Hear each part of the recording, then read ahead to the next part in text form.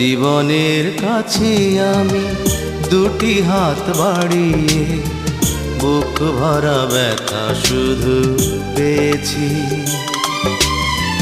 নিয়তির কাছে আমি কি যে পাপ করেছি, দুঃখের আগুনে শুধু জ্বলেছি। না পাওয়ার হাহাকার কেঁদে যায় নীরবে, সময়ের কাছে হার মেনেছি। ভুল সবই